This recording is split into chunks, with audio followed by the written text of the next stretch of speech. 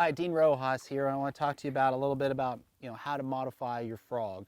Now this is our Poppin Frog right out of the package, like you would purchase out at Gander Mountain or any of your retailers. And some of the things that I get asked all about is how do you modify the Poppin Frog, or how do you modify the regular Bronzeye frog? And basically the bait is ready to go right out of the box. Of course, being a professional, we always have to tinker with it and try to make it better, increase the hookup ratio and all that stuff. So it's fine out of the package. It's got great compression, super sharp Gamakatsu hooks. But for this one here, this is a Poppin Frog in the killer gill color. It's a great walking bait. It's a chugger walk and type back and forth. But the legs are a little long, and which isn't a bad thing.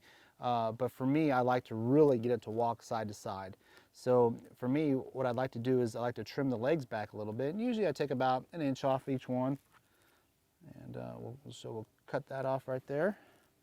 And then you can see the difference in the frog itself on the length and so forth. So we're going to take the other side and cut them off just exactly the same length. So now you have a proportioned frog, okay? And the way I always like to judge that, if you were to take the strands and bring it up to the front of the frog, that's kind of the gauge on where you want the legs to be. That's the gauge that I use for the lengthwise. You want them to be up front towards the head, and so you have a well-proportioned frog. That's the first modification that I do.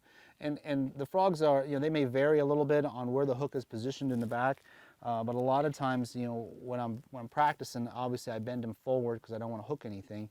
But when it's game time, I usually take a pair of pliers and I'll open up the bend on it a little bit, just to where it's just grazing the very, very top of the bait itself. As you can see, I can run my finger across this side here, and I can run on that side, and it's going to get hung up there. So I'm going to take it on the other side, again taking the pliers and grabbing a hold of the hook, and you're taking the bait itself and bending the hook up. Okay. Now what we've done is we've increased the hookup ratio. We've increased the bite by a couple centimeters, but all that will help you in getting a few more bites. You may get hung up a little bit more, but it's going to help in your hookup ratio. So keep that in mind. But those are only the two altercations that I do with the frog. This one's tournament ready. It's ready to go. I feel 100% confident to throw this on tour and in a tournament competition, because I know that I've done all the right modifications to it to catch the big ones.